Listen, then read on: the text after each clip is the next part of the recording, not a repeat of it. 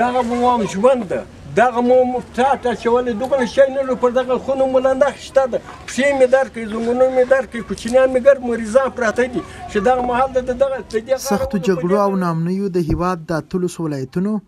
د یو شمېر سیمو اوسیدونکي اړ کړي چې د خپل سر د ساتنې په موخه د کندهار امن سیمو ته پناه راوړي. عبدالغفور هم یو له دغو خلکو څخه دی. د بادغیس د بالامرغاب سختو جګړو اړ کړي چې خپل سیمه پرېږدي او د خپل کورنۍ سره کندهار ته راسي. هغه د زیاتې ناچارۍ له کبله د کندهار په شپږمه ناحیه کې د اقتصادي ناخوالو لاندې په سختو شرایطو کې ژوند کوي. دا خونه ورته وګوره لنډه شته ده بارانونه راباندې وري دغه شی دا خطر چې دغسې ورته وګوره دغه تشناب ځیګر مې دغه تخته ده ولاکه حال لرم ګزاره نه لرم د ګټې دا نه لرم دغه نه لرم چې ویې خورم دغه نه لرم چې ویې پوښم دغه کالي هم بل راکړي دي چې دلته مسلمانانو زه لیدلی یم چې دا معذوره سړی د په پښې معذوره یم زم د سهار چې زم دغه نوکۍ کچره چې راټوله کړم هغه وچوم دغه ګوره ډوډۍ هغه نیمګور سوی نیمګور پخه دغه کوو دا موافقات که حکومت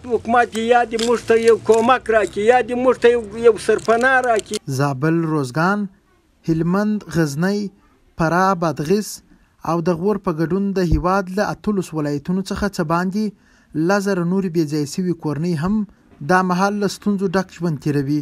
دوی وایي مرستو ته اړتیا لري خو تر اوسه ورسره هیڅ راز مرسته نه ده سوې. خو د جنګو د اسیاته د بدروزۍ د اسیاته موږ فرار سوي یو خپل ځایو ځینې موږ دغه سرپرست نه لرو چې زموږ د یو سړی پوښتنه وکړي چې ته د کوم ځای راغلی یاست کومې خواته ځئ دا 7 میاشتې 8 میاشتې موږ دلته پراته یو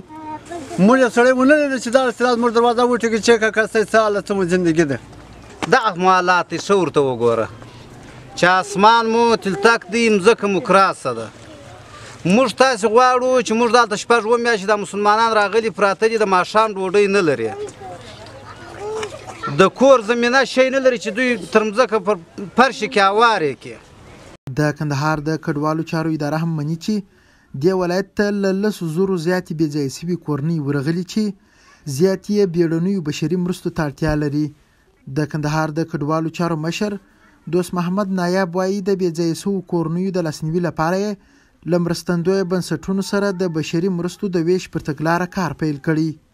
د افغانستان د مختلفو ولایتونو همداراز کندهار د امن ولسوالیو خلک دي چې دلته په کندهار کې میشتي او مرستو ته جدي اړتیا لري. هغه تدابیر چې موږ یې د همکارو مؤسساتو سره همداراز کډوالو چارو د وزارت سره په ګډه لرو د هغې په پایله کې موږ دې نتیجې ته رسېدلي یو چې د 9,000 کورنیو سره د خوراکي غیر خوراکي توکو همداراز د نغدي پیسو مرسته چمتو کړو. خوشبختانه موږ تر اوسه پورې توانېدلو چې تر ډېره بریده پورې